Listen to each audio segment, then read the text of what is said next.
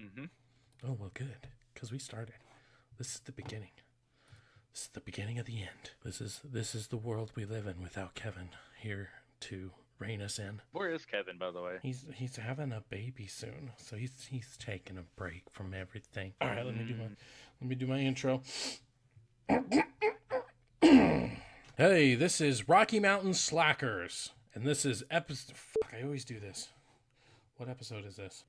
Hello, this is the Rocky Mountain Slackers. This is episode 17 of the Rocky Mountain Slackercast.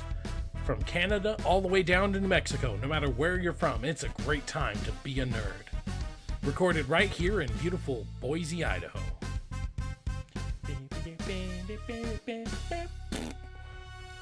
Hey, this is Nick, aka The Weiler here for the Rocky Mountain Slackers, and today we have...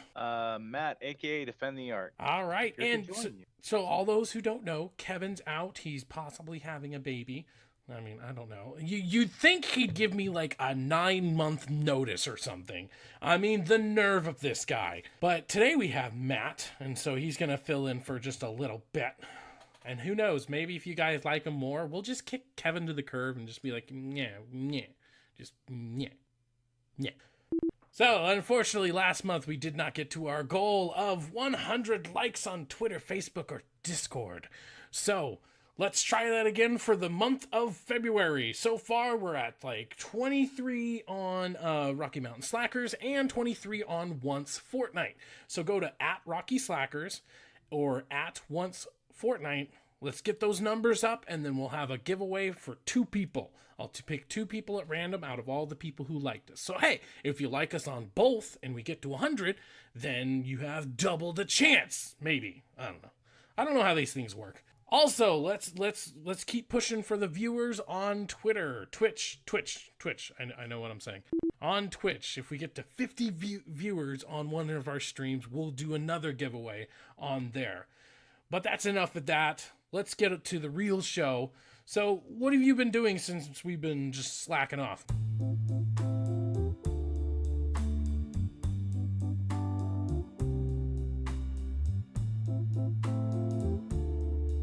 Matt? Just been playing some Monster Hunter World and watching some Supergirl and DC Legends of Tomorrow. Oh, yeah. So Monster Hunter World, I was able to try out the beta for that, and it was interesting, to say the least. I mean, I hadn't really played all the other ones. How would you say, like, first off, did you play the other ones? I played the one on the PSP, Uh-huh. and I played the one on the Wii. The one on the Wii, you actually needed to buy a separate controller for to actually play. The one on the PSP, it was, next gen at the time, 2008, I think I played it, and it was okay. It wasn't too bad. Getting into games with friends, you had to be like right next to them. And then on the Wii, there wasn't really much of a multiplayer at all because of the fact that there was, it was the Wii. Right. Nobody wants to get out their friend code that's like 20 digits long. You're playing, but with Monster Hunter World on the Xbox One and the PS4, it's really brought out the biggest part of Monster Hunter that you want, which is the multiplayer aspect. Right. Of the co-opness. Yeah, and you're able to do a lot more, and you're able to fail a lot more too, as well. Right, because you go to set up a trap, and some jackass decides, no, I want to do this. Or you go try to put a monster to sleep and put barrels by his face, and somebody hits him when you put him to sleep, and then you can't do it again. Just stuff like that. Yeah. So, like, what rank are you at, and like, and all that?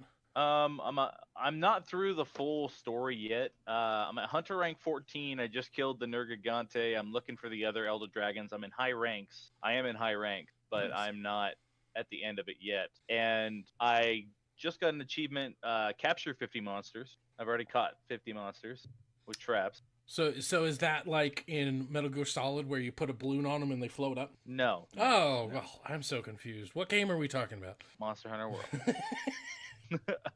And then I just started today, just so I could try it out and test it without having to. I mean, I guess I could on my other character, but I didn't want to build a hunting horn on my other character and then not like it. So I started a new character, and I'm gonna go try hunting horn because I went against the Nergigante earlier, and the hunting horn proved to be very useful with all the buffs and stuff it can give. So it's definitely a weapon to try out if you're ever gonna try the game yourself. Yeah, that's kind of like almost like a big hammer, isn't it? It's the hammer that can play music that buffs your party.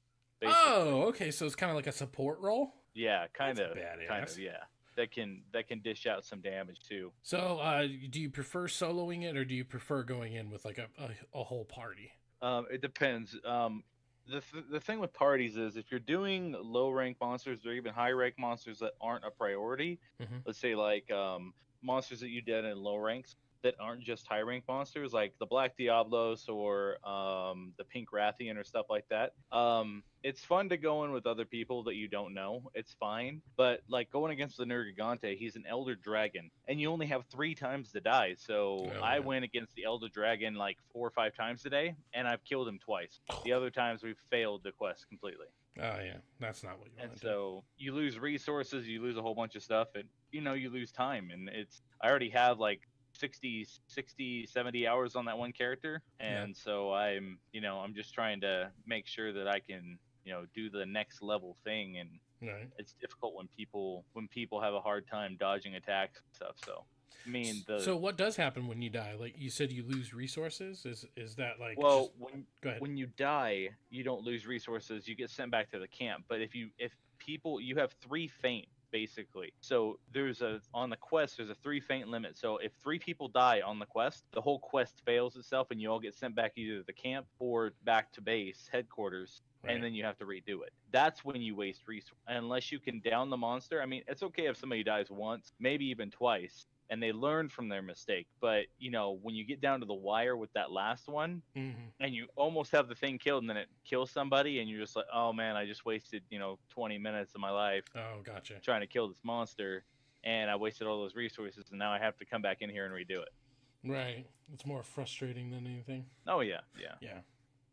Well, I mean, I've been playing a little bit of this Mutant Football League, which, back in the day, did you ever play, like, Blitzball?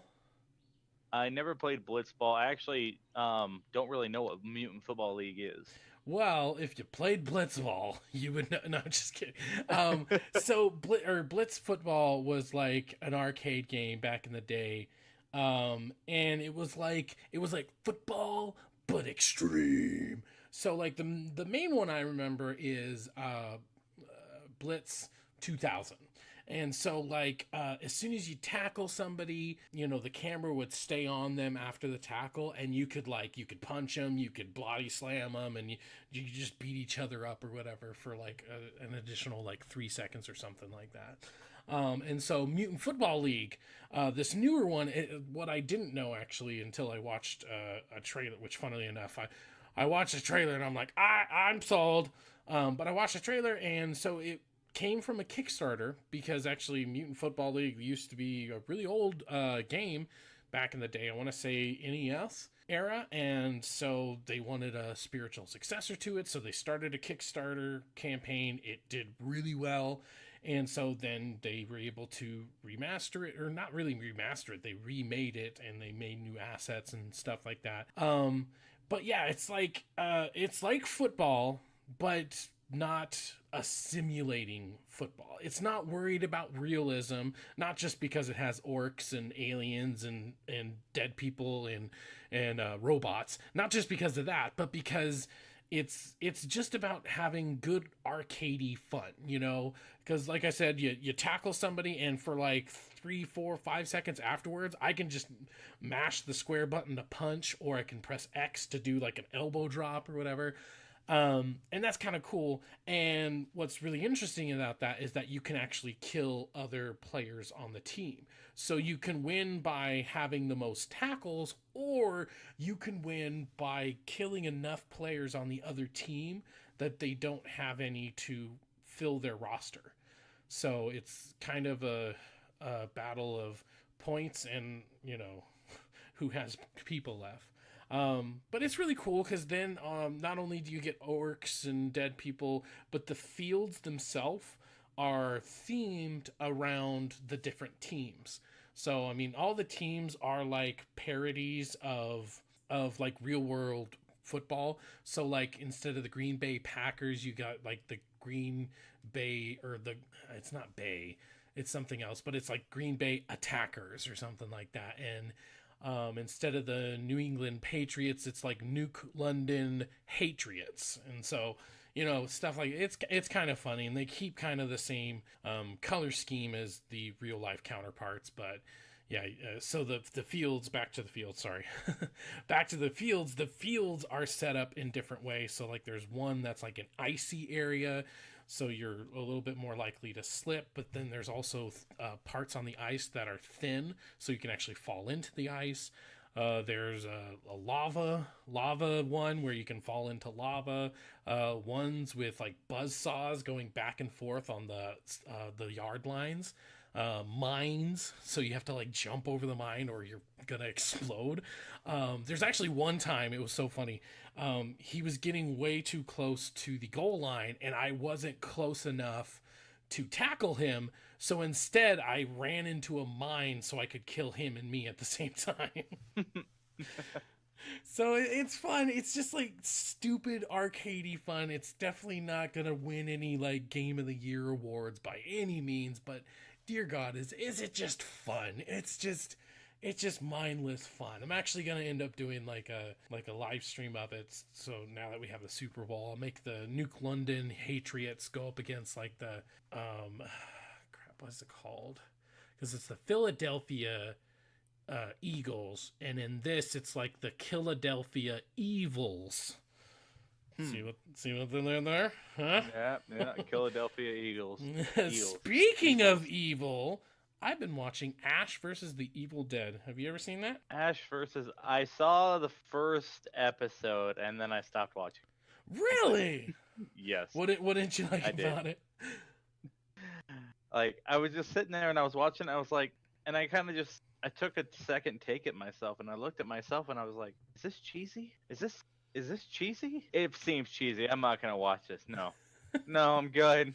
You gotta, I mean, you gotta embrace the cheddar. Yeah, but if you compare it to something like Supernatural, it has, I mean, it had its moments at the start where it, you know, caught my eye.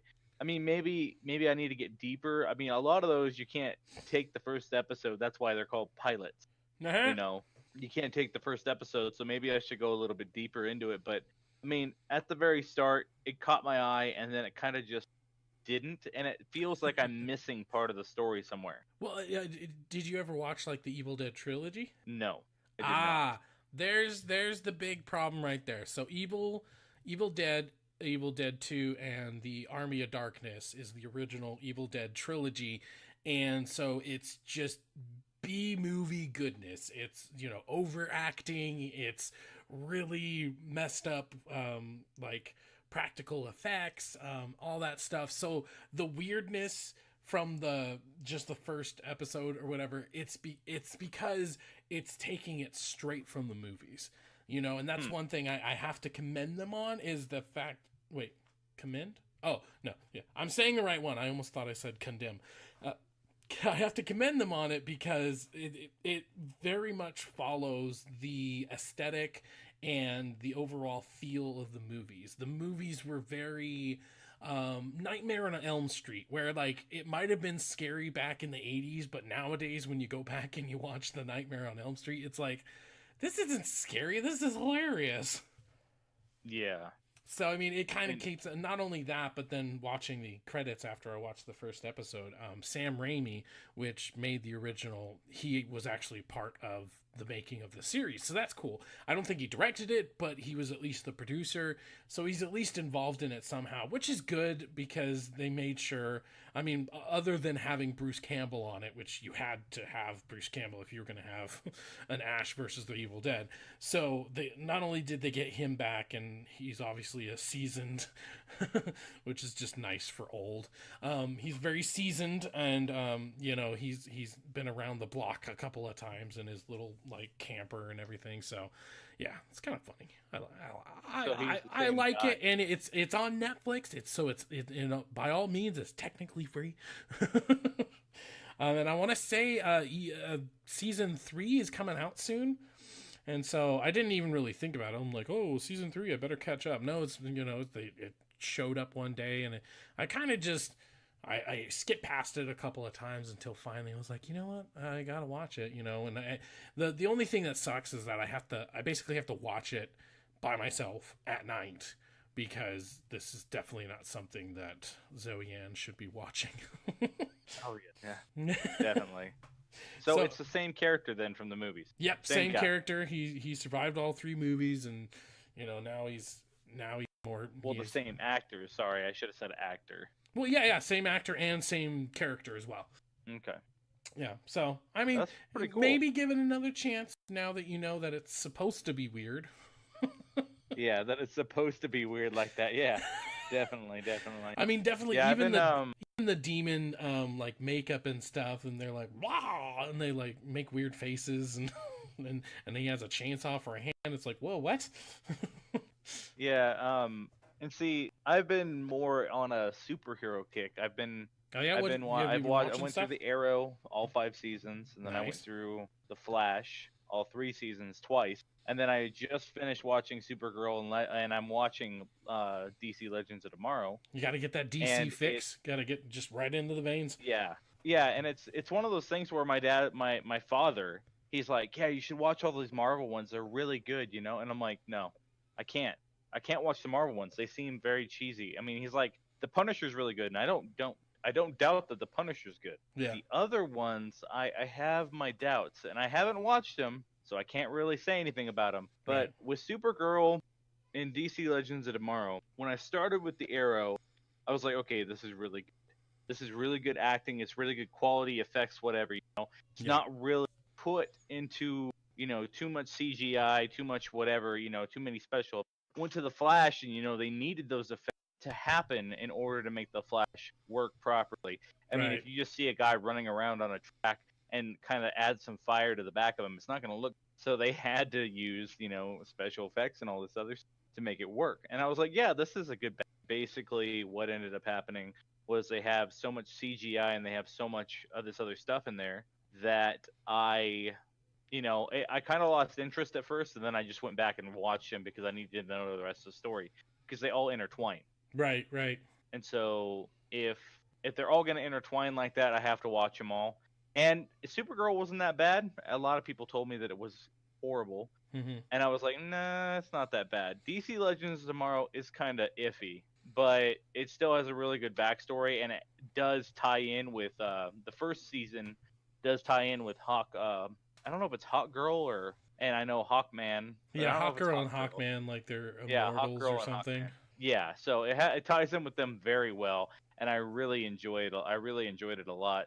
I haven't gotten into the second season yet. I've only watched, I don't even think I've watched the first episode of the second season, actually. Yeah. So I'm just right on the second season of that. Yeah. And it's pretty good. Yeah, I mean, here's the thing. I don't mind the DC, they're doing really cool. They're doing something cool.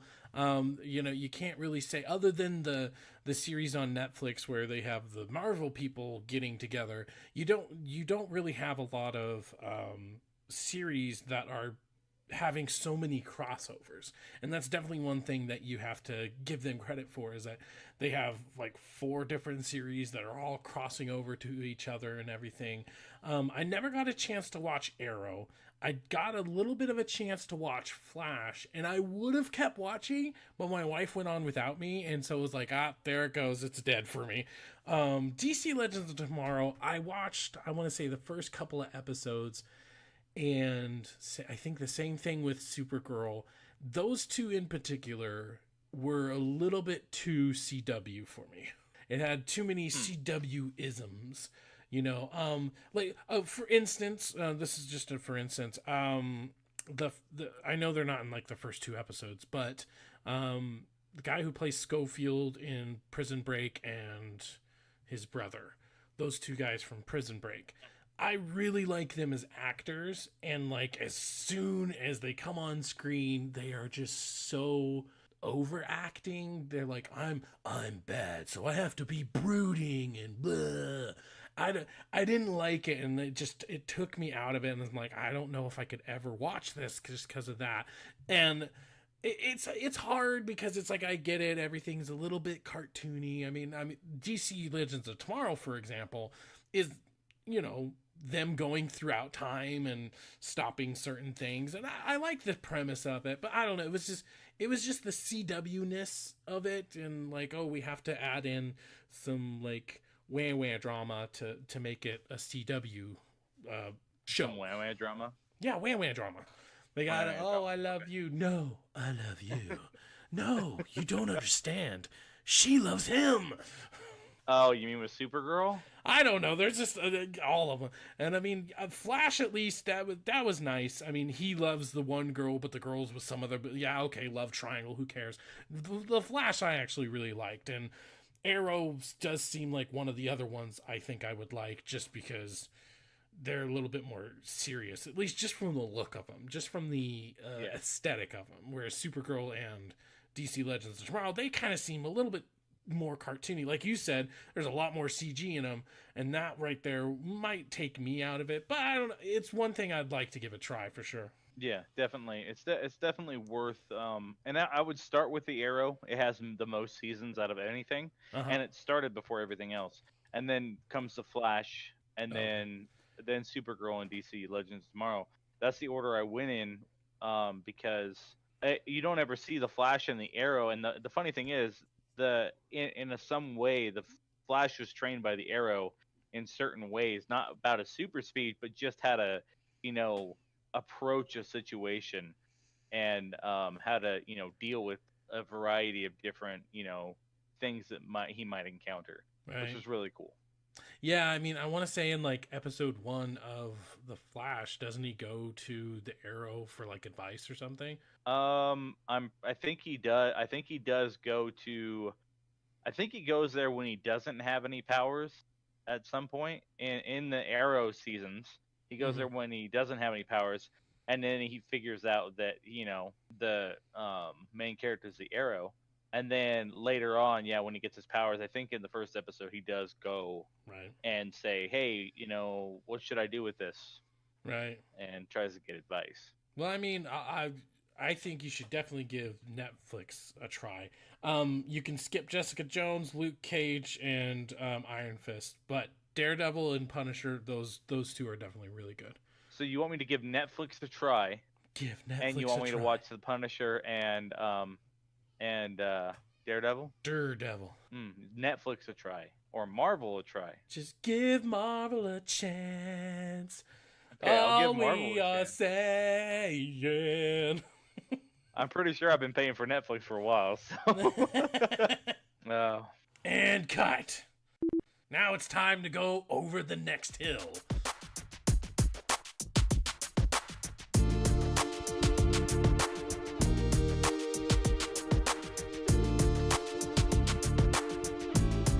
Hey, are you a fan of Fortnite the game, or Fortnite Battle Royale, the game mode inside the game?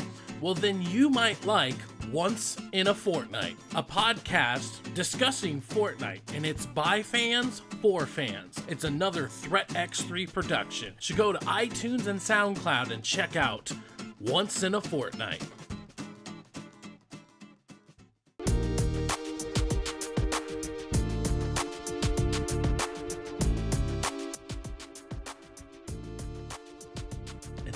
Plays, the angels sing. Are you really singing right now? Yeah. All right, so let's talk about what we're excited for. What's coming up in the next couple of weeks? My excitement really, well, and not even in the next couple weeks. I think it is. I guess it is the next couple weeks. It's the 13th of February. Kingdom Come Deliverance is one of the main ones I'm excited for. Yeah, I'd have to say so. I think it looks interesting, at least worth a try. And I think for one reason, this has to be the second time I'm bringing up Kickstarter. It's almost like they're our sponsor. Go to Kickstarter.com. Blah, blah, blah. No, I'm just kidding. But this is another Kickstarter, success story, because this isn't just like, no offense to Ark Survival, this isn't just an early access thing. It's not just something that was thrown out there and oh, I guess we'll get it right in 4 years. No, this is something that was kickstarted. And I want to say, I just watched like the interview today, and now I can't remember.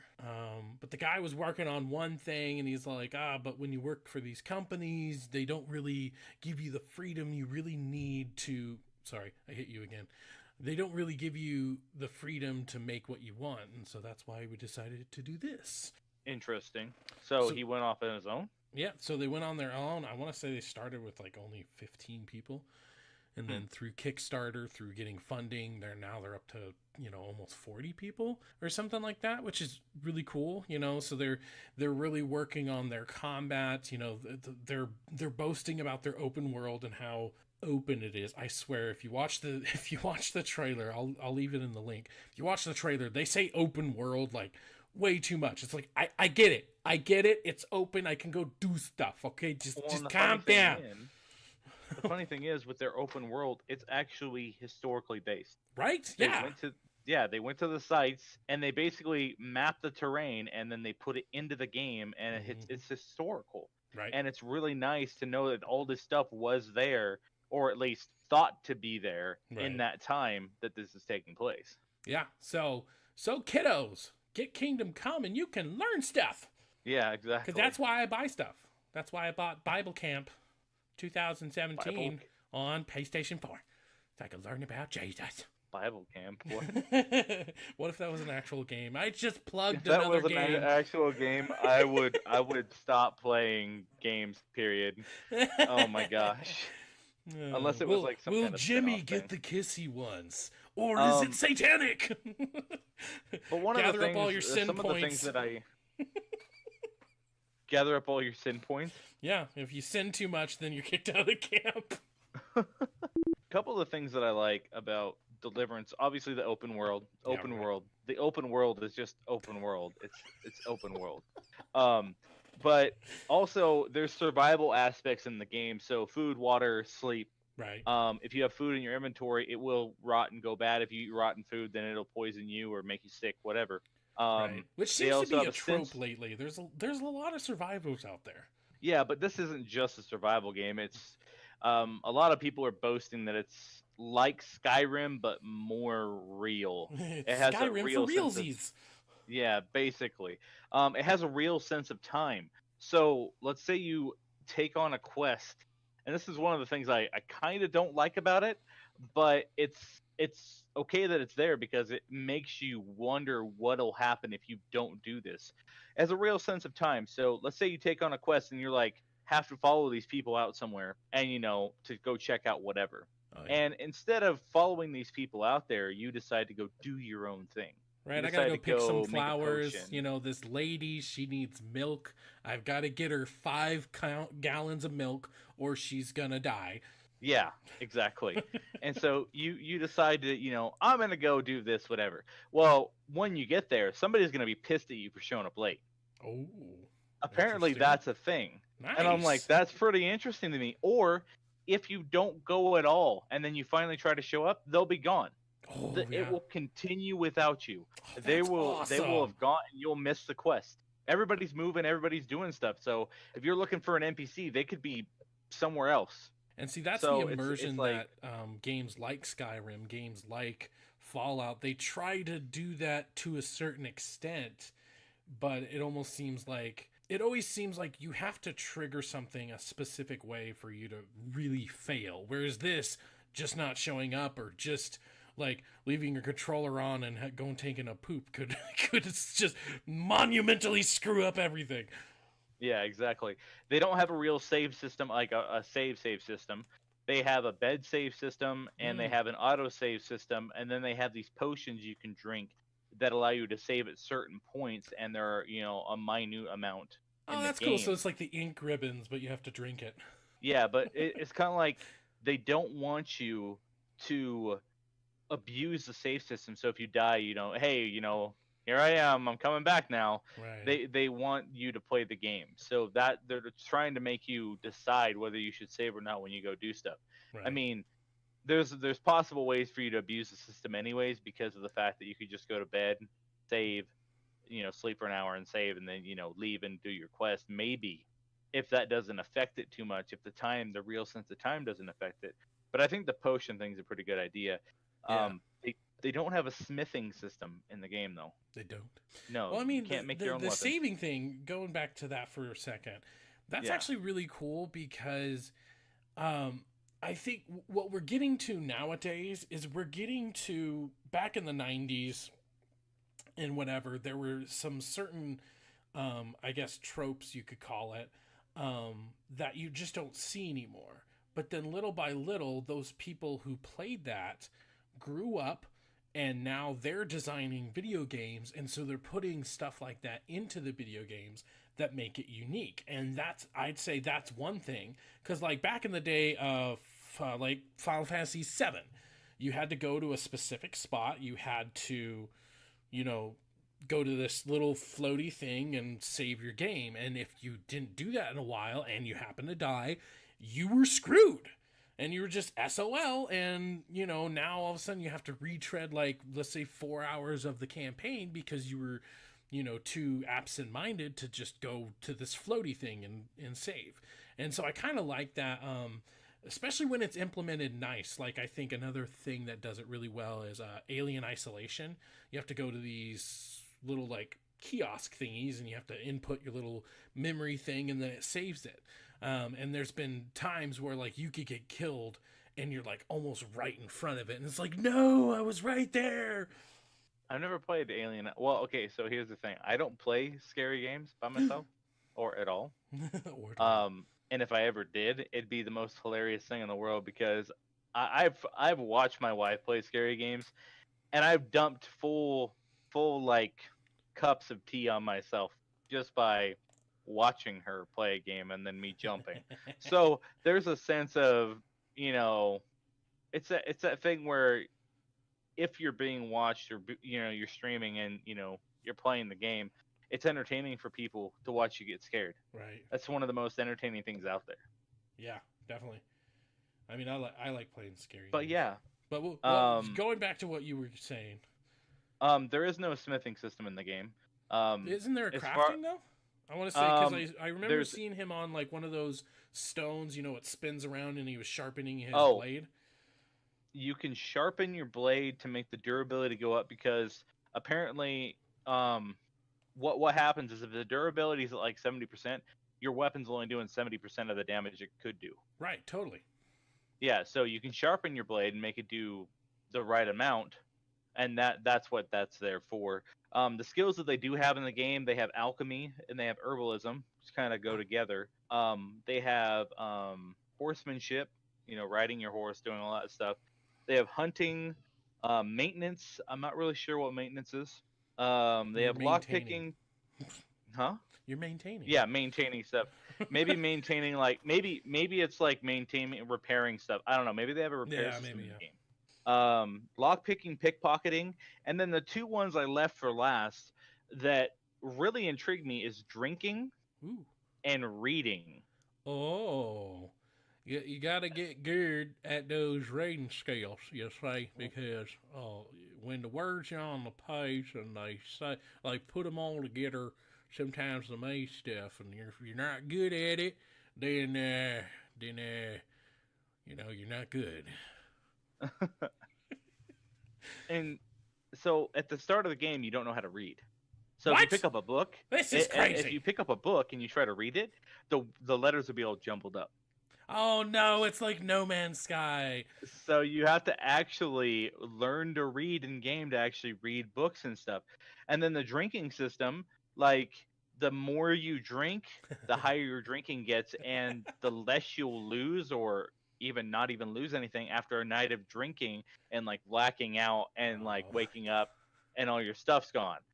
Stuff like that. Geez. Like, I'm like, this sounds like a lot of fun to go out and drink, have a bar brawl, black out and wake up with no freaking clothes on, or wake up in your bed and have a whole bunch of stuff near your bed. Right. Let's go get fucked up.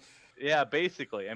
There's fist fighting in the game for like, for brawls and stuff, which is pretty cool. But then they have, the realistic armors and stuff. And if you don't wear this under this, then, some, type of weapon's gonna hurt you. Oh yeah, All see, I that saw sort the of. little documentary they had about the armor. They showed the in-game stuff, and then they also showed like a real life person, hitting some armor or whatever. So it's like they really did their due diligence, and they went in there, they got dirty, they looked at the way that like a sword would actually react to armor and what weapons are actually good at piercing said armor. Because I want to say what was it? It was like you can have like 6 layers of clothing on. Yeah. No. There's 11 slots. There's 11. Oh, okay. There's 11 armor slots in the game. Okay, so then yeah, you could have like chainmail, and then on top of that, you can have armor. So even if somehow they get through your armor, there's a good chance it won't get through the chainmail as well. Well, yeah, because that's how real life works. Yeah, and the helmets. Right. The helmets actually blur your field of view. Nice. Like, if you're wearing a helmet with holes and the face mask comes down, you only see through the holes. That'd be or so cool. Like the little slit that you have. It's really interesting. It's just like I basically what I did today is I was kind of looking at it, doing the thing. I was just looking into it and stuff. And when I finally got all this information about it, and I was just really excited about it, I was like, you know what? I just bought a game. I'm going to go refund that game, and I am going to go use some of that money and a little bit of other money and buy this game. So I will be pre-ordering that game. Nice. We'll have a review. You heard it here first. We're going to have a review on one of the Rocky Mountain Slacker. Let's see what you said. It comes out on the 13th. So 2 weeks from now, we'll have your impressions on that. So unless I get into a beta or something, I don't know what's going on. I know there's people doing like betas and stuff. I don't know if I pre-order, if I'll get into something early, maybe, and I'll be able to play it. Keep your eye on your email. Yeah, so definitely. Yeah. So the $1 million question that I think anybody would want to know: how would this, compare to something like Skyrim? Because obviously Skyrim is also swords and stuff, but then you have dragons, you have trolls, you have imps and stuff like that, and so the $1 million question is how would it compare to that? Because even if you they compare their combat system to like Dark Souls, but part of what makes Dark Souls is the fact that you go up against these like giant creatures or mid bosses or something like that, and they some type of monster, and so that's part of what makes it Dark Souls, is just going up against these things, figuring out their fight patterns and stuff like that. And so, like, how do you think it's going to compare to something like Skyrim, other than the fact that, this one I have to eat? Well, in the comparison to Skyrim and Dark Souls, in my honest opinion, the only thing it has going for it, really, the combat probably, but then again, it might not be so much. From what I saw, it kind of reminds me of For Honor a little bit, just in first person, not in third person. Oh. Like the upswing over the head, the side swing, stuff like that. Poor For Honor. It had so many. Let's all just take a moment of silence for Honor. That's enough. Oh, okay. You fell asleep, didn't you? No, I was waiting for the silence to end. I didn't know I had to end it myself. It was in your heart. That's where the silence was. Yeah, the silence was definitely in my heart. But with the open world, the open world. Oh, that open thing. World, with Skyrim. I don't think I ever heard about that. That's about the only thing it has going, because there's no sorcery in Kingdom Come Deliverance. There's alchemy.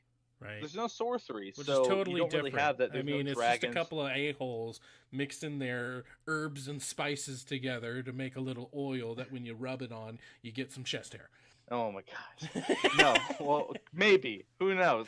But wouldn't that be cool? Like if they actually came up with a system and like you grew a beard and like the more days, it's like at 5 o'clock you had a little bit of a 5 o'clock shadow, and then if you went like a whole month without, oops, sorry, I hit you again.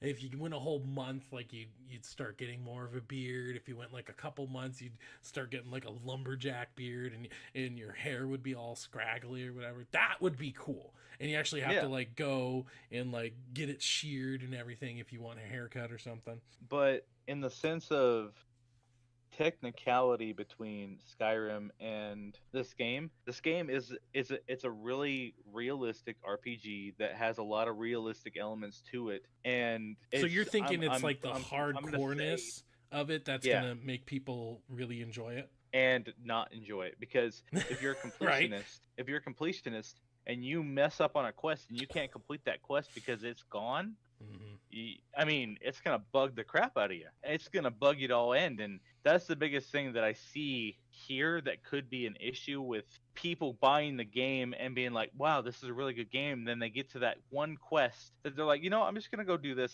This is more important right now, and then they try to come back to it and it's gone. Right. And then they're like, "Hey, why did this go away? How do I get it back?" You can't. Right. I'm sorry. Restart your game. That's how you get it back. That's how you get it back. That's how the real people get it back. I'm really excited about the game.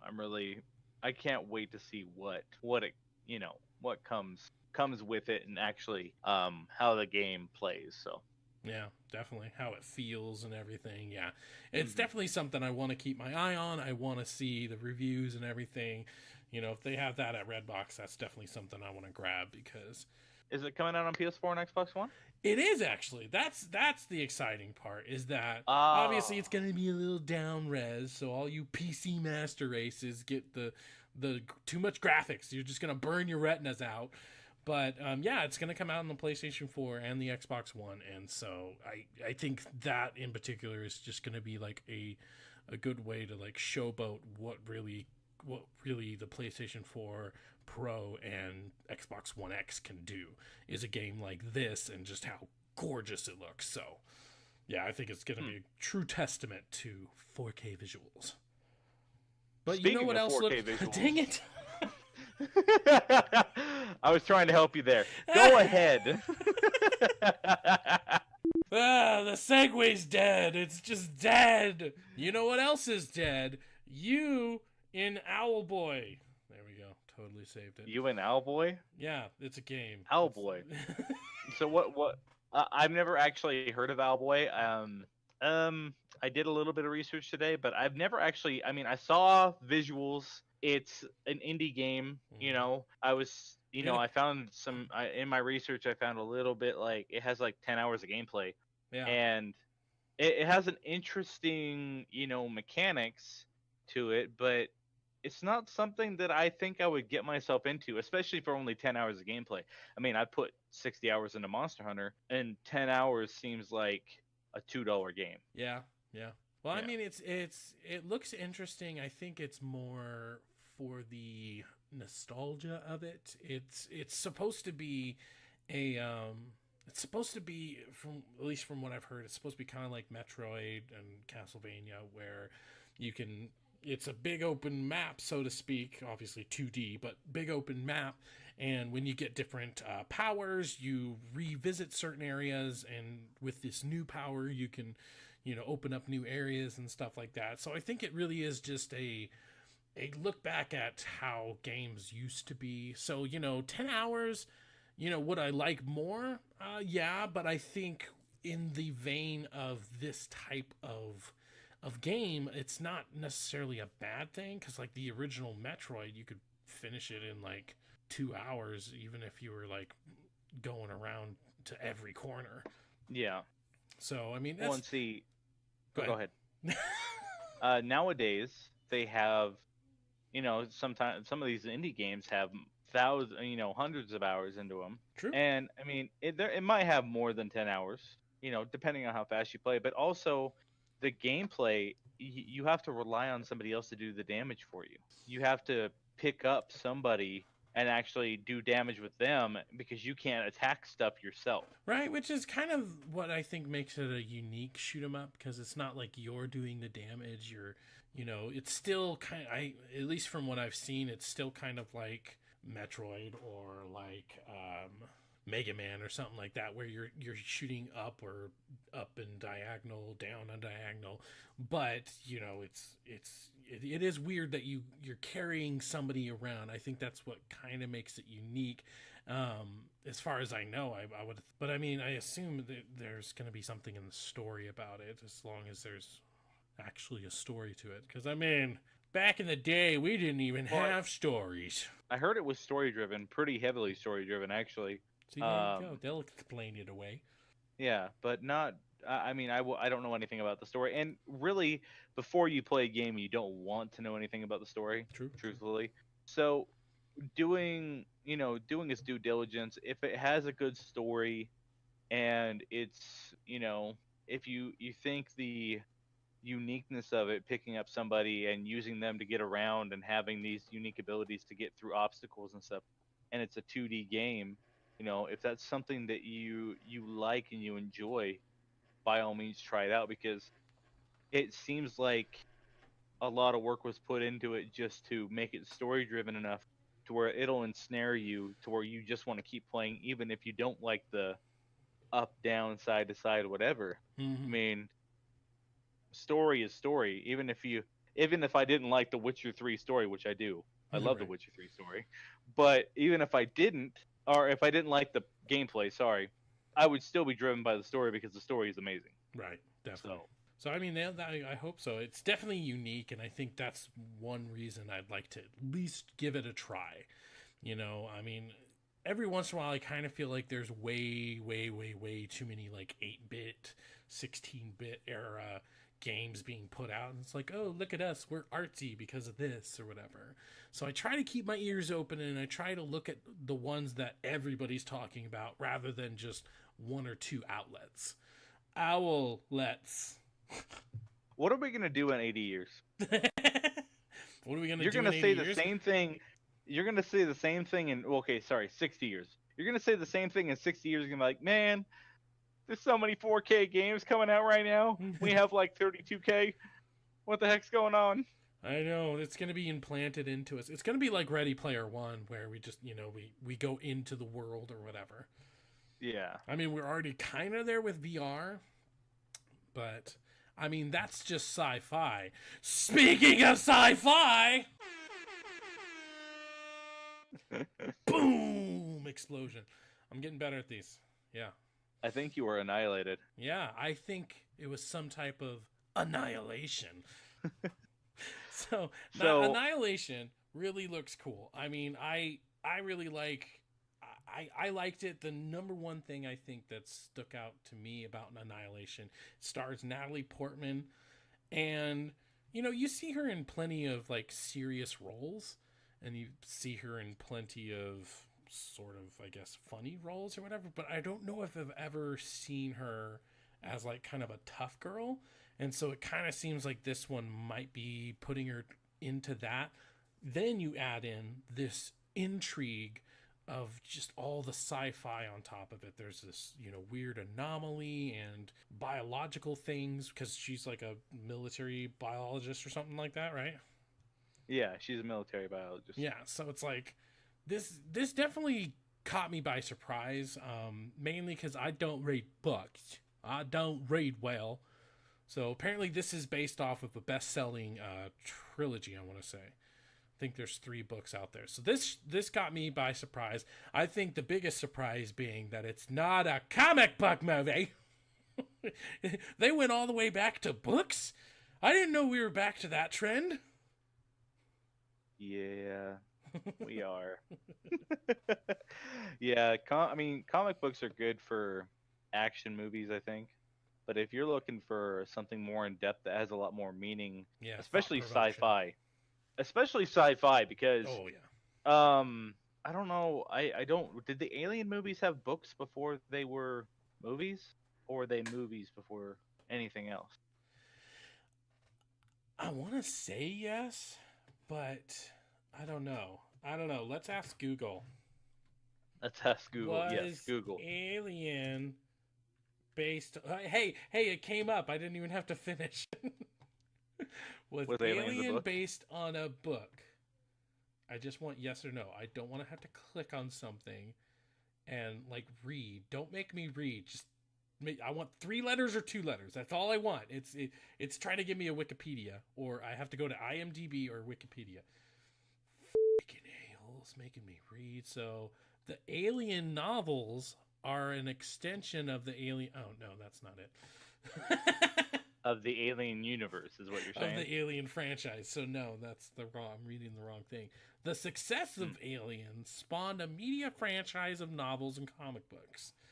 So the movies came before. Yeah, I want to say that could be. Frank said, greatest book in the whole frickin' universe. Of course, I also interested in books that elaborate on characters like engineers.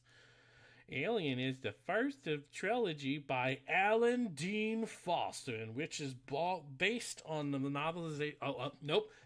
Based on the novelizations of the screenplay. So, yep. This is the chicken before the egg argument right here, and we just solved it for you. Because that's at Rocky Mountain Slackers, that's what we're dedicated to. It was the chicken first. So what came first? The Alien movies. The Alien movies came first. Okay, the Alien movies came first. So I mean, the woman, if we're being honest, because the man shouldn't until. But going back to Annihilation, it has a lot more in-depth it has a lot of in-depth concepts in it, and if they don't have those concrete or at least semi-concrete concepts in the works before they start creating one of these sci-fi movies that will possibly be a bestseller, then it won't become a bestseller. And it's like Star Wars. I don't want to ask this question again. Was Star Wars? I'm pretty sure Star Wars was book. No, they weren't. Hold on. I don't know. Star Wars. I just had to replace Alien with Star Wars. Here we go. Internet, thank you. Is Star Wars based on a book? No. Those were the first letters that even came on my screen. Thank you. God. Alien had to dance around it like it was a fucking prom date, teasing me. Star Wars was successful because of the time it came out and what it showed. It really didn't need the background, but it was sci-fi in space and whatever. Everybody knows what Star Wars is. If you don't know what Star Wars is, you're living under a rock. Rocky Mountain Slackers. Yeah, we bring it full circle here at Rocky Mountain Slackers. That's our job. But with Annihilation, looking at the way they cast the people for it, like Natalie Portman, she seems to fit very cohesively into the story that I've seen in the trailers, and she's a very good actor. Even when she played Padme in the prequels for Star Wars, right? She had those moments where she was the take control kind of person. And she was overshadowed by the Jedi who we really wanted to see, or these other Palpatine who we wanted to see, or Grievous who we wanted to see.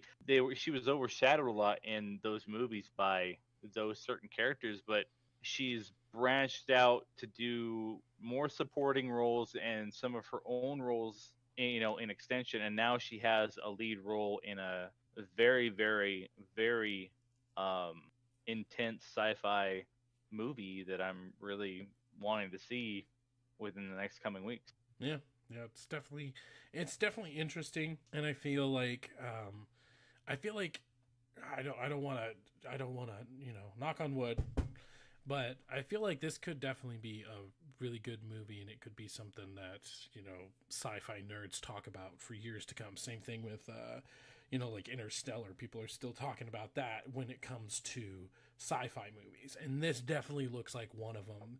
And I think that making her like a biologist rather than I'm just a Marine grunt and here I go into this weird thing and I'm gonna investigate even though I don't know anything.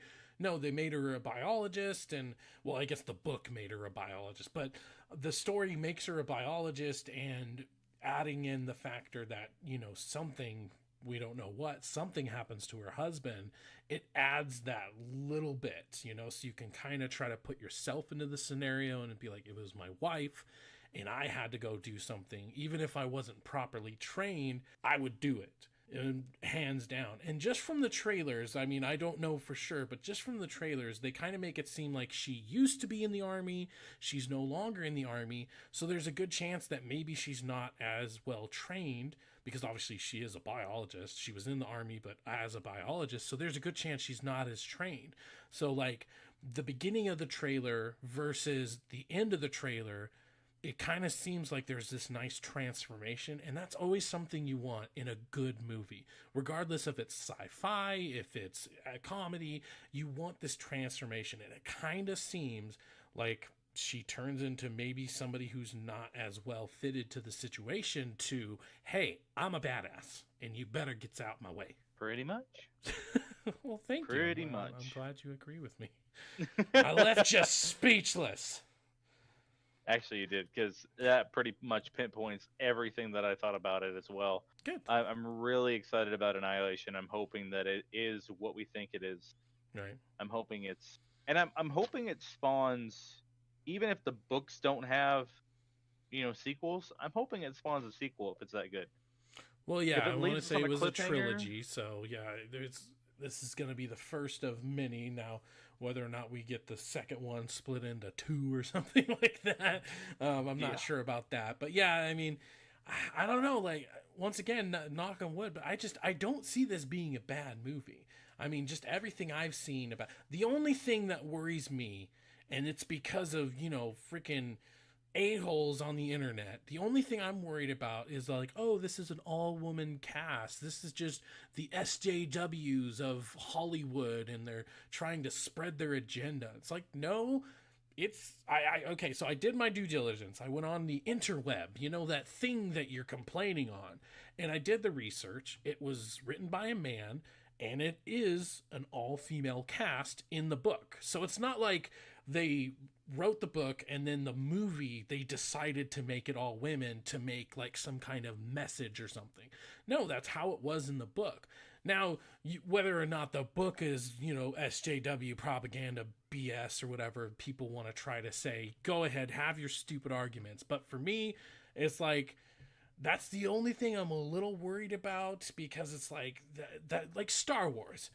The latest Star Wars, a lot of people have been complaining about like SJWs and feminism ruining Star Wars. Now, do I think that episodes 7 and 8 are the best Star Wars out there?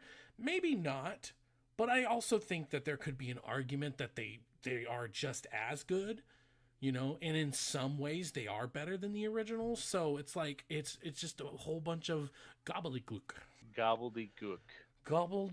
I was really hoping I wouldn't have to like interrupt you and be like, no spoilers, I haven't seen 8. I haven't seen 8 either. It's okay. One of those, I've heard enough about it where it's like, okay, I'll red box it. I'll just wait for it, then I won't, because that's the one thing. Yeah. Like it's so much different if you spend $10 on something versus you spend $1. If I spend $1 on something, there's a very good chance that I won't be disappointed. And so I hated it. I really hated it, because I tried my hardest not to look at reviews about it. But like every show that I would watch, even if Star Wars wasn't in the like the thumbnail, or it wasn't in the title, just randomly somebody would be like, oh, why did Star Wars have to suck? And I'm like, I didn't want to know that. I didn't click on this video to find out that Star Wars sucks. Why did you do that to me? And so after I started hearing everything, I'm like, all right, I'm going to give it some time, because it's better to end up liking it than absolutely hating it, because of something like, oh, I saw it in the theater. And that's like the last season of Game of Thrones too. Like I think that's why I distance myself only like to gain videos on YouTube and stuff, because I've watched some Star Wars videos, but nothing about Episode 8. Right. I don't know anything about Episode 8, besides what I've gotten from Star Wars Battlefront 2, and I don't know anything about the newest season of Game of Thrones. And the reason why is because I have anything I've seen, I've been like, nope, because I don't want to spoil it. I want to actually watch it and be interested and engaged and stuff, I mean, in one day, I could probably watch all of Game of Thrones and be like, oh, that was a good day. That was a good day. good From day. morning to night, oh, it's a good day for curing your blight. So take a deep breath. All right, so I mean, yeah, I'm really excited about it. I think this is one I would like to see in the theaters. You know, I might have to wait for the cheap theater because I'm a broke mofo, but yeah, it's definitely something I'd like to see. So that's all that's coming up in the next couple weeks. That's just over the next hill. Last segment of the day is just a nice little open discussion.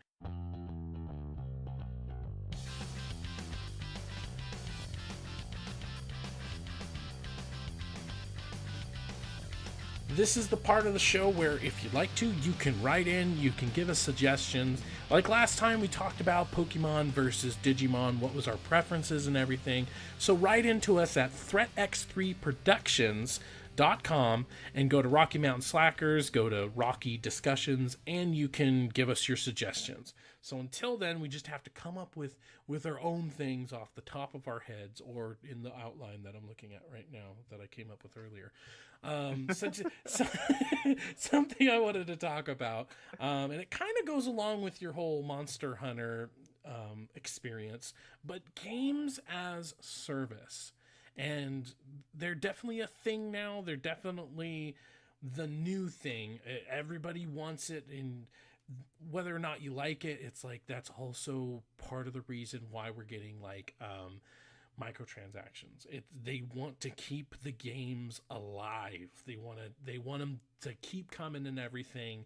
And so I just, I wanted to have just a discussion about games as service or whatever. Give me a synopsis of what do you think about games as services? You mean like providing a service to gamers, something that they can play for hours on end and not get bored with? Yeah.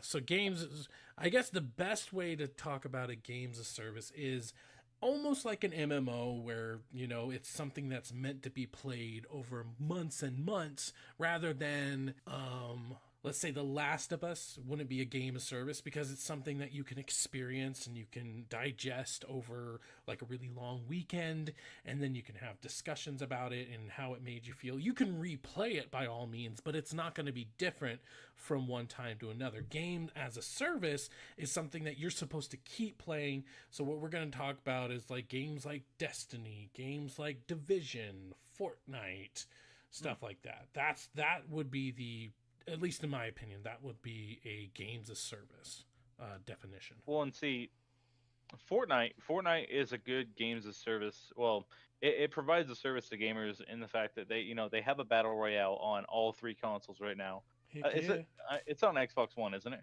Yes, it is. It's on all three, and it might even be coming to Wii. So that's kind of cool. Wii. Switch. Sorry. Switch. Yeah, we should probably say Switch. Wii's a little bit old, and I think that would be a bad idea if it came to Wii. Real quick here. You know what really annoys me? Nintendo's. The Nintendo fans out there. Why, when they say Switch, do they snap their fingers? I don't know. And it's like, and it's not even them snapping their fingers. It's like it's a Switch. Switches don't make that sound. At least my Switches. What kind of switch are you like contracting? You got it's in an echo chamber, and it's like, I just wanted to turn the lights on. What's this sound? Okay, I'm sorry. That's it. So yeah, it might even be coming to Switch. So that's kind of cool. The cool thing is it's a cool concept to have, a builder / battle royale game. Or even, having the PvE side of it where, it's like a castle defense kind of, where you build your castle and then you have to defend it, in certain ways, shapes and forms with traps and such. Kind of like, what's it? Orcs Unchained, I think it's called. Oh, yeah, that one's really good. You put down the traps and everything. Yeah, and then you defend you defend the pathways. But it's also one of those games that I feel like is filling the gap till something better comes along. Like Battlegrounds. Battlegrounds is coming to Xbox One here shortly, and Xbox One X. It's not coming to PS4. Huh? It's already there. Okay, well, it's already there. Okay.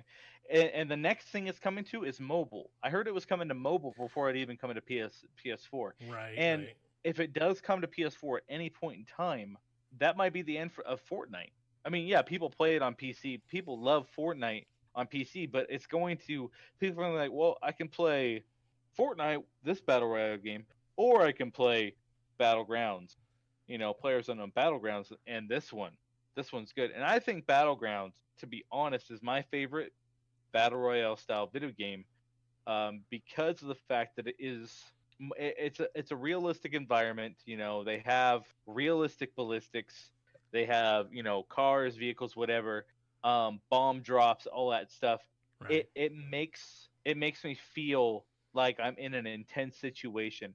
Yeah. Fortnite makes me feel like I'm in a cartoon about ready to get sniped in the head from somebody sitting on 2 mountains away. Well, heck yeah.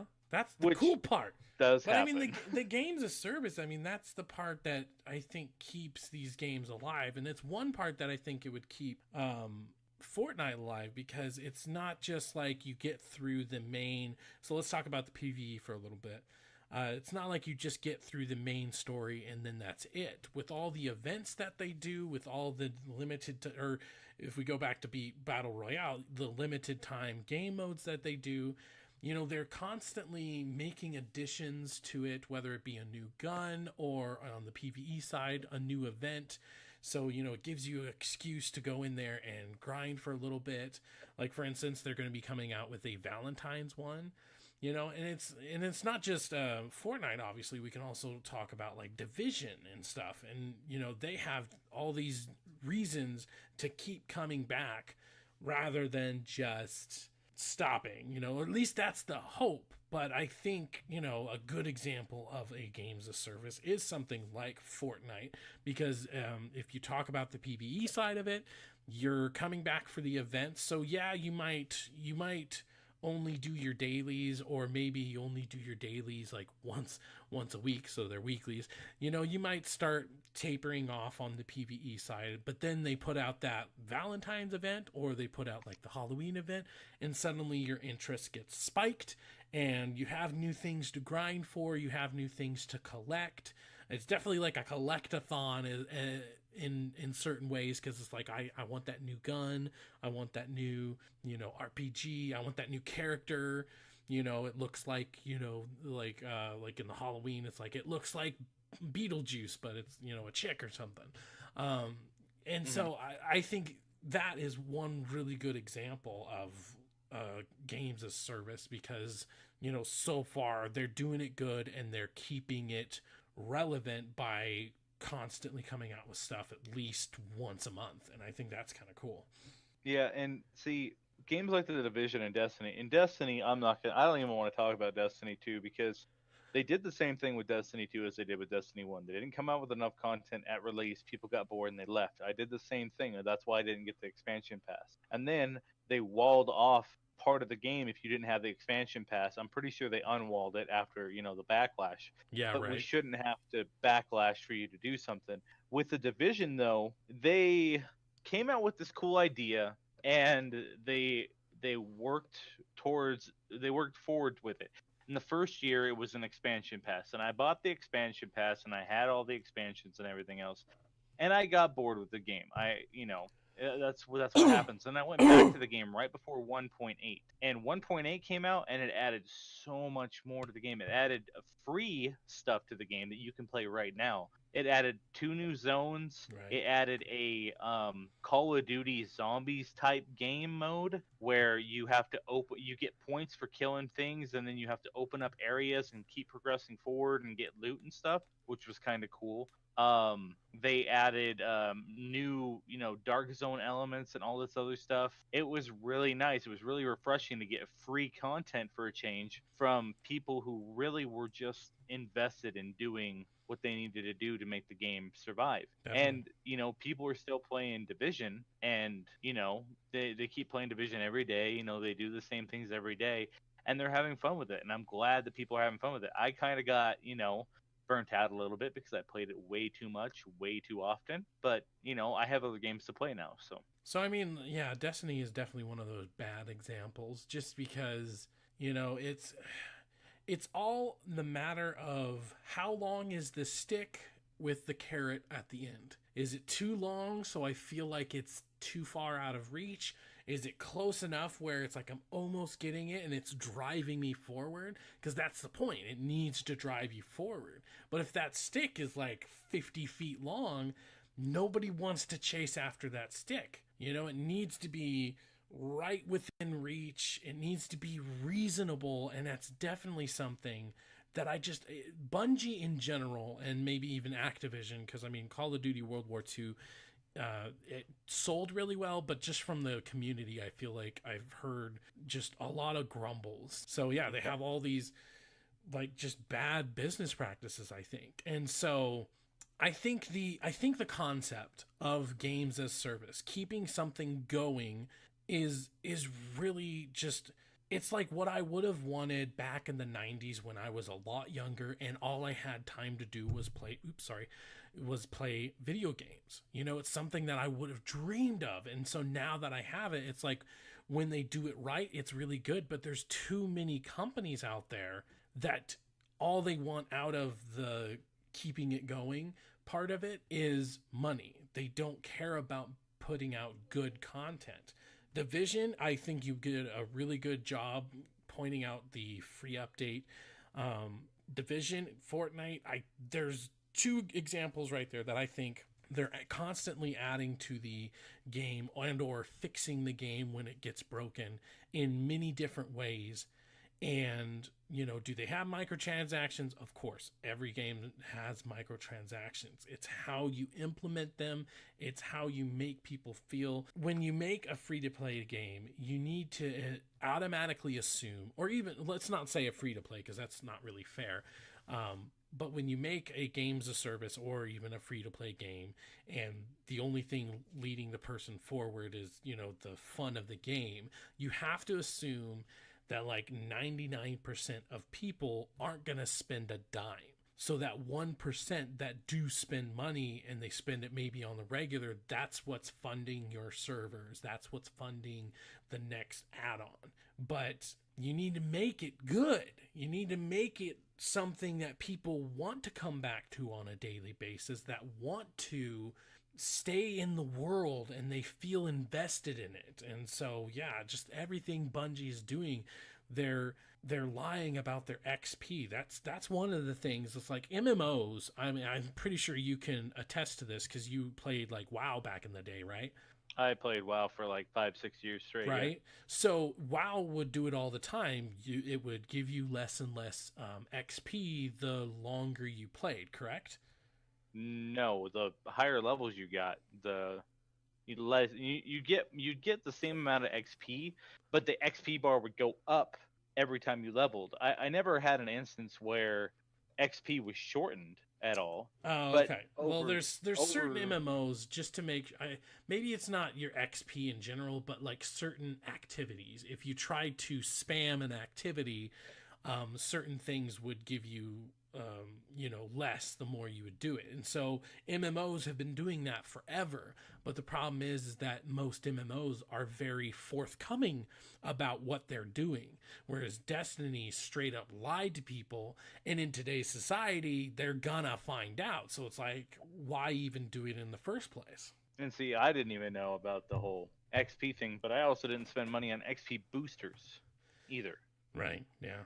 I mean, thank God. I mean, anybody who actually spent money on Destiny, as far as other than just the $60, it's like, I feel bad for those people because how much they're just being squeezed just more and more and more. You know, like the Dawning was their Christmas event. The Christmas event for Fortnite was awesome. We got a bunch of costumes. You know, in the Battle Royale side of thing, with the bus was a big Santa, the PvE, just you had so much to grind for. We got like characters and cool costumes and everything, and it was really fun. And at no time did I feel like I had them asking for money every 2 seconds. But it's like Bungie, they do the Dawning and they have all these like unrealistic expectations. It's like you're supposed to get this much like light, or I don't even know, like I can't, that's how little I care about it. You might think I'm not researching properly, but it's like, no, I just don't care. But it's like it's some type of like light dust, I want to say. And so the rate at which you get the light dust is so astronomically small that it's like it wants you to spend money, and it's like people are smart. The average gamer nowadays is in their 20s and 30s, and they see stuff like that, and it's like, I know what you're trying to do. I'm not stupid. Maybe I have a degree in business. Maybe I have a degree in, accounting. It's like, I see what you're trying to do, and you can't fool me. Yeah, and it's see, I did buy stuff in Destiny. I spent, I think, $20. But it was like aesthetics, stuff that I wanted. Yeah. This here, that there, But I only spent $20. Either that, or I spent it on the what was it? I spent it on the engram drops. So like, there's these fire team medallions that would give you more engram drops, like a higher loot chance, I think. Right. And so I would use that, and I would get more random drops and legendaries and all that stuff. But I might have spent some on that, but I think I mostly spent it on aesthetics. But I can't remember anymore. It's been a while since I played Destiny. And just because they, just like EA did with Star Wars Battlefront 2, a lot of people wouldn't even buy the game after it released, because they had the in-game system where you buy, you can buy stuff and get all these crates and then make your character super OP, and then you're like, oh hey, guess what? I own you now. Right. But you couldn't get weapons. That's the biggest thing that you have to look at. You actually had to work to get the weapons that you have. I mean, yeah, you could get these really cool cards, but you couldn't get weapons. And I understand what EA was trying to do. I'm not going to vouch for EA at all, because I think what they did was bad. I understand what they were trying to do. They were trying to give the people that don't have time to play a chance to catch up with everybody, and if they wanted to spend some money on it, yeah, sure.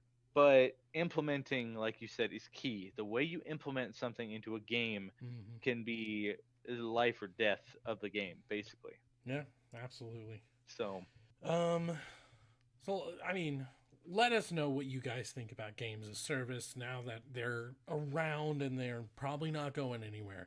Let us know what you guys think about them. What is your example of a good one, and what is your example of a bad one? Let us know in the comments, or go to ThreadX3 Productions. Let us know what you'd like us to talk about in open discussion. Another one we have here is, what is the best anime series and why? What did you pick? Yu-Gi-Oh. Yu-Gi-Oh? Nice. Yeah. So why Yu-Gi-Oh? I have to ask, because we had our Pokemon versus Digimon discussion last week. Why Yu-Gi-Oh rather than one of those two? I watched Pokemon and I watched Digimon. And Yu-Gi-Oh, I can't remember how many spin-offs Yu-Gi-Oh had. I think it only had maybe a couple. But Pokemon had spin-off after spin-off after spin-off after spin-off. It was and the Power Rangers of Pokemon. Yeah, and then Digimon spin-off after spin-off after spin-off after spin-off. And they had to deal, they were basically the same thing. Mm-hmm. Pokemon and Digimon were basically the same thing, except for Pokemon, you collected them all, and you were companions with the other one.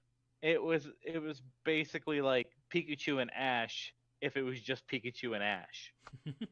And a team of Pikachu and Ashes. Right. That's what Digimon is.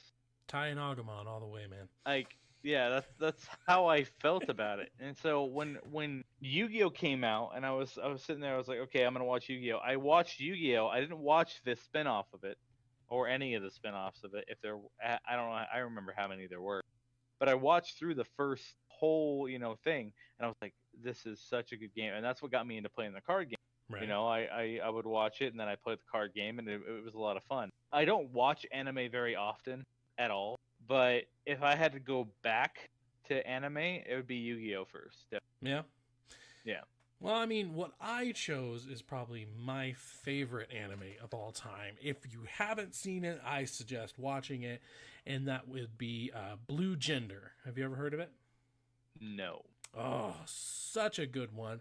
The main reason it's one of my favorite is I like anime, don't get me wrong, but one thing that always kind of sticks out to me about animes is, Japanese people have a very different culture than us. They have a very different way of doing things.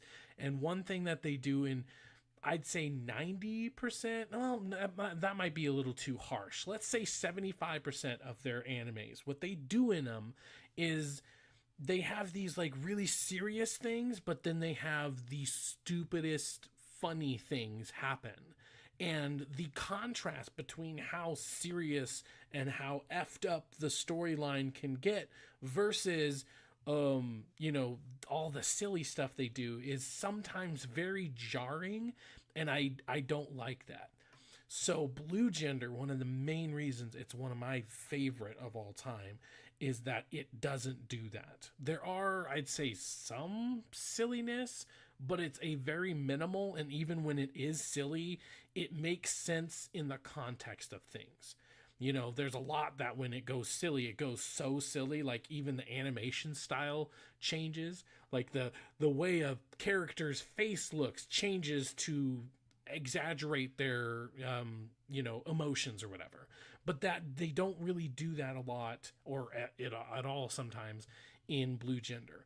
So the basic premise of it is kind of like almost like 28 Days Later, but he wakes up and it's like years in the future, and like there's these huge bugs basically that have taken over the whole world. And so it kind of mixes in a little bit of like post-apocalyptic with like Gundams, because there's these like mechs that they control and kick ass with and everything. And I think just the main thing that just really stuck out to me that made me love it so much is just how serious it was. Plus it was gory as hell. There was blood everywhere. The way they killed all the bugs, like they really had to like annihilate the bug. They couldn't just shoot in the head once and then that was it. They pretty much had to tear the thing apart for it to finally die. And so these graphic action sequences and the mechs and the way that they did it was just absolutely great. And then the storyline is definitely what kept me going, because the main character that you go with basically goes from this wimpy pees his pants scared kind of guy into an absolute badass. And then the girl that he's pining over sees that transformation, and at first she's like very stay away from me, I don't like you. But then when she starts to fall for him, they almost switch roles where like he's the badass and she's the one pining. And so she's like, oh my god, what have I done? And just that the story arc of it was just absolutely fantastic. It's one of those that only last one season because it's basically just like a really really long movie. And so yeah, it's one of my favorite of all time. It's one that I could watch over and over again. I could go through it, get done, start right back over. It kind of, from what you described, it kind of reminds me of like Starship Troopers a bit. Yep, yeah. Definitely it has some Starship Trooper vibes in it, but it's on Earth, So yeah. Because they started doing cartoon versions of that. Right, the CGI recently. Movies. Yeah, and the one I actually have one of them, and I watched it and I was like, this is good, even though it is CGI, whatever, animated, whatever it is. I enjoyed it, and I've watched every single Starship Troopers movie that's come out, and they've all been pretty exceptional. I like it when it's high violence, not a lot of silliness. There's very few animes I think that pull off silly in a way that I don't find annoying. Yeah, and that's why I don't watch anime, because it makes me feel like I'm watching a cartoon, and I don't mind watching cartoons every so often, but I think I've grown out of watching cartoons, and I like when I go back to movies or even shows, I go back to shows that, make me feel that sense of, comedy or, action, whatever. Like going back to like Lord of the Rings, The Fellowship just showed up on Netflix, and I was like watching right now. And I went back through it. I sat there and watched the whole thing. I was just like, so good. So Right. good. And I was just like, it's The Hobbit and that one. I like The Hobbit more than the Lord of the Rings, except for number two, Two Towers, Lord of the Rings. I think Lord of the Rings, Two Towers, with the Battle of Helm's Deep, really, really gets me Oh yeah. right there. I That mean, it's battle like was the just, last third of the movie. yeah, it's like the last third of the movie, but like it feels better than the Battle of Minas Tirith in the third movie, Yep. and even the battle at the Gates of Mordor or the Black Gate. And I'm just like, and then when you go back and you visit some of those places, I mean, not Minas Tirith obviously, but like Middle Earth, Shadow of Mordor, the first game, not Shadow of War. Right. You're running around this area in Mordor, and you're just like, wow, I feel really nostalgic for the movies or even the books. Yeah. And it makes you just feel like you're in the world and you're having all these adventures and you're having a lot of fun. Sorry, I didn't mean to get off topic there. No. It's as on topic as open discussion needs to be. Oh, okay. Yeah. Gotcha. Yeah. I did it. All right. So once again, make sure write in if you have any suggestions for open discussion. Also, let us know what's your best animated series of all time and why. Let us know that. Go to threatx3productions.com and go right into us. Let us know what you want to talk about. And also go to Rocky Slackers on Twitter and at Once Fortnite. If you like Fortnite, go there. We have a Once in a Fortnite podcast. You can check that out. Also, Monday, Wednesdays, and Fridays, we're streaming on Twitch. So check us out on Twitch and Discord. We also have a Discord, which will be in the description below. So check us out on Discord at Rocky Mountain Slackers or Once in a Fortnite. That's it for us today. Thank you for joining us. This was Nick. And Matt. And see now, Matt, you're new at this. But this is the part of the podcast where we don't have an outro. We haven't come up with a really good outro. So I'll give you $1,000 if you get a really good outro. If I give you a really good outro, you'll give me $1,000. $1,000. Well, thank you, everybody.